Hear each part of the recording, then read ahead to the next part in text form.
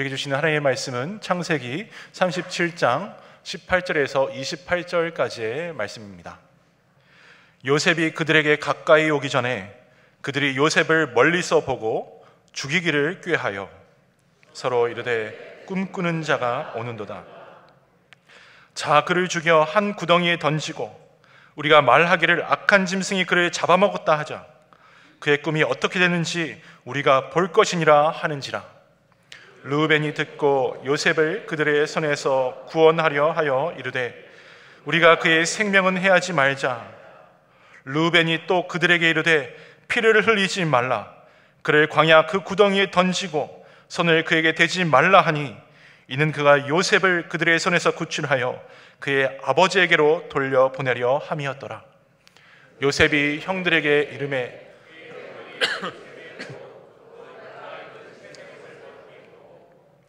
그를 잡아 구덩이에 던지니 그 구덩이는 빈 것이라 그 속에 물이 없었더라. 그들이 앉아 음식을 먹다가 눈을 들어 본즉 한 무리의 이스마엘 길르앗에서 오는데 그 낙타들의 향품과 유향과 모략을 싣고 애굽으로 내려가는지라. 유다가 자기 형제에게 이르되 우리가 우리 동생을 죽이고 그의 피를 덮어둔들 무엇이 유익할까? 자, 그를 이스마엘 사람들에게 팔고 그에게 우리 손을 대지 말자. 그는 우리의 동생이요 우리의 혈육이니라 하매 그의 형제들이 청종하였더라. 우리 함께 읽겠습니다. 그때에 미디안 사람 상인들이 지나가고 있는지라. 형들이 요셉을 구덩이에서 끌어올리고 은 20에 그를 이스마엘 사람들에게 팔매 그 상인들이 요셉을 데리고 애굽으로 갔더라. 아멘. 꿈을 꾸게 하시고 꿈을 이루게 하시는 하나님, 이런 제목으로 오늘 말씀을 함께 나누려고 합니다. 우리 말씀 나누기 전에 옆에 계신 우리 성도님들께 이렇게 축복하면서 인사하겠습니다. 하나님의 은혜가 있기를 바랍니다. 하나님의 은혜가 있기를 바랍니다. 하나님의 은혜가 있기를 바랍니다. 우리 작년 성도님들에게 혹시 꿈을 가지고 계십니까?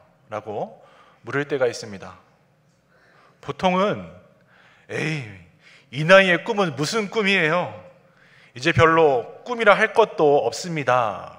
라고 하십니다. 그러면 한 번 더 이런 질문을 꼭 드립니다. 살다 보면 불평이나 불만도 그럼 없으십니까? 이 질문에 대한 대답은 목사님, 어떻게 그럴 수가 있겠습니까? 어떻게 인생에 불만이 없을 수 있겠습니까? 입니다. 맞습니다. 불만, 불평은 아마 여기 앉아있는 우리 그리고 또 우리 자녀들조차 누구나 한 가지씩은 다 가지고 있는 것입니다. 그런데 잘 생각해 보시길 바랍니다. 불평이란 무언가 기대하는 것이 있다는 뜻이 됩니다. 불만이 있다는 것은 바꾸어 보기를 원하는 무엇인가 존재한다는 것입니다. 즉 오늘 나에게 불평과 불만이 있다는 것은 예수 그리스도 안에서 꿈을 꿀 수 있는 기초가 놓여졌다는 말로 해석해야 합니다. 그렇다면 어떻게 이런 점들을 하나님께서 주신 꿈으로 만들어갈 수 있을까요? 이것을 위해 날마다 내 삶을 주의 말씀으로 비춰보고 우리 속에 주신 하나님의 꿈을 다시금 하나님 앞에 내어드리는 작업을 해야 합니다. 왜 그렇습니까?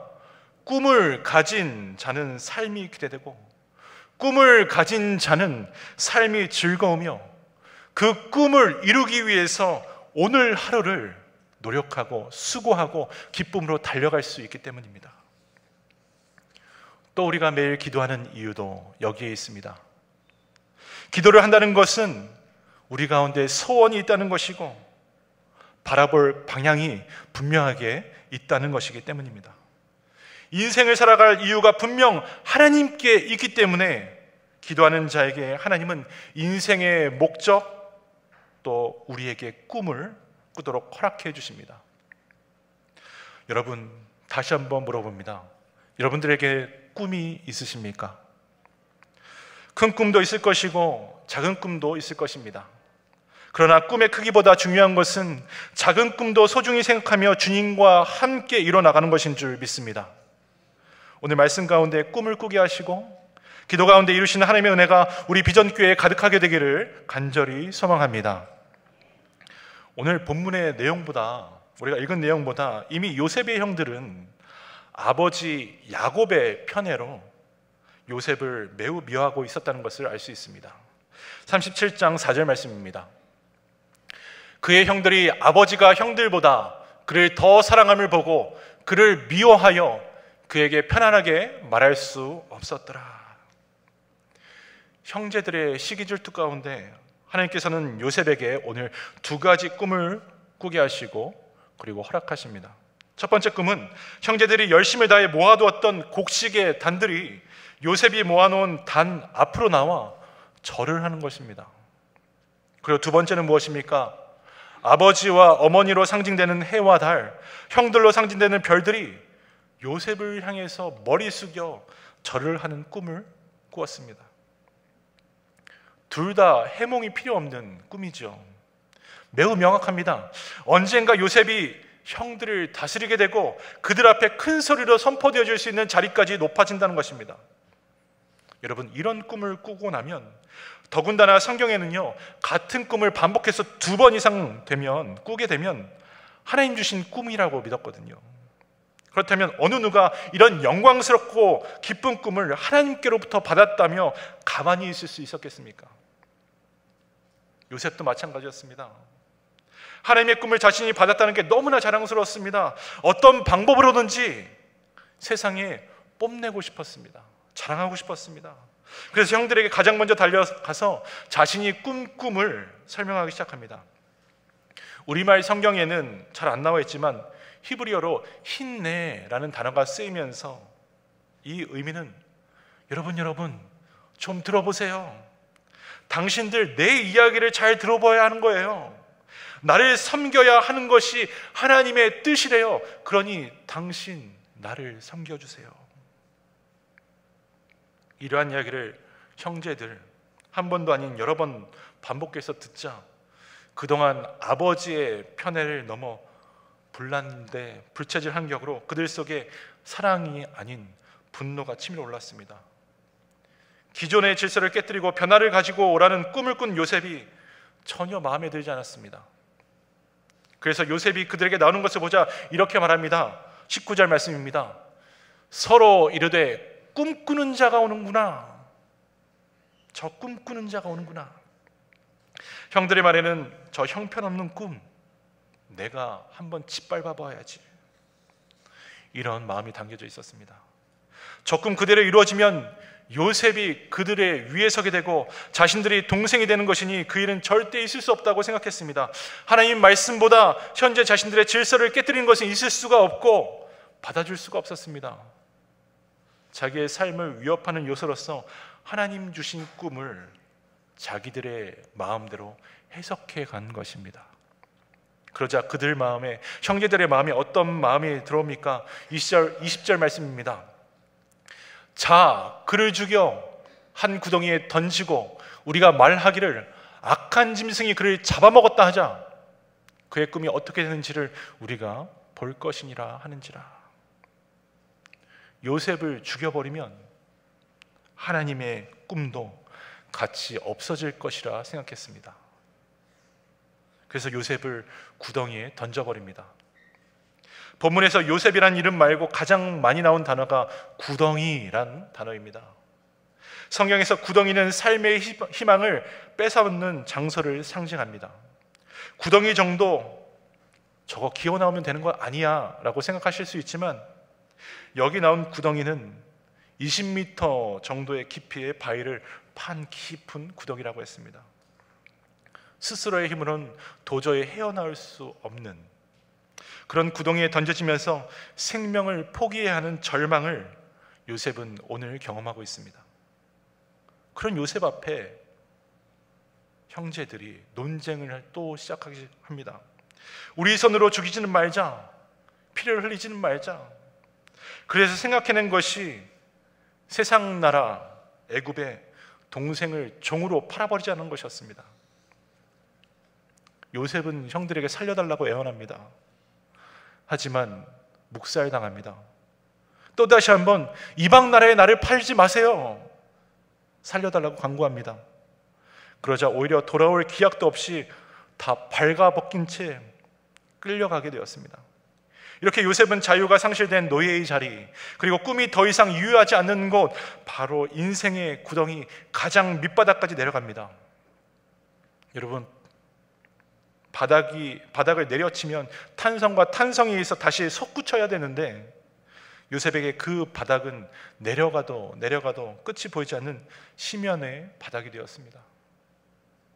우리 또한 이민의 여정을 지나가면서 너무나 자주 구덩이에 처박힐 때가 있지 않습니까?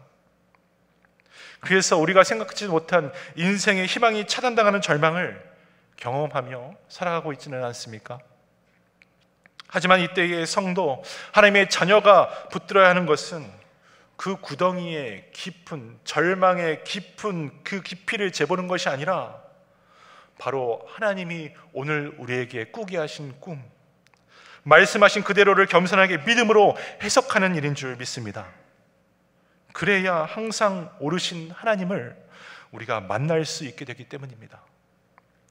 그 오르신 분이 바로 우리들의 삶을 오늘도 이끄시어 가기 때문에 인생의 구덩이, 절망 속에 하나님이 꾸게 하신 꿈을 온전하게 나의 것으로 받아들일 수가 있습니다.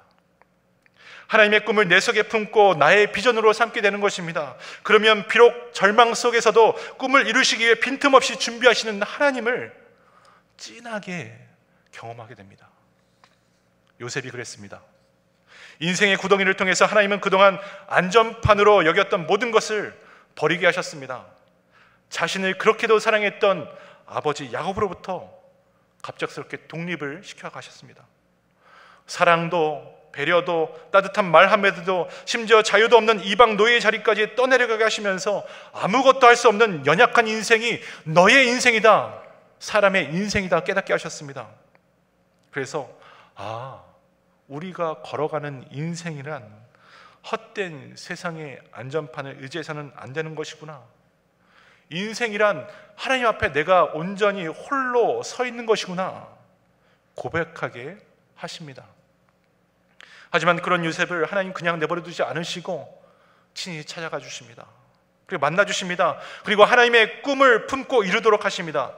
어렸을 때부터 아버지 야곱을 통해서 내가 야복 강가에서 하나님과 씨름을 했단다, 그 하나님이 우리 가족을 이루고 계신단다, 끊임없이 하나님에 대해서 듣고 배우지 않았겠습니까? 하지만 그럼에도 불구하고 요셉에게 하나님은 그동안 야곱 아버지의 하나님일 뿐이지 자신의 하나님은 아니었습니다. 여전히 3인칭의 하나님이었던 것입니다.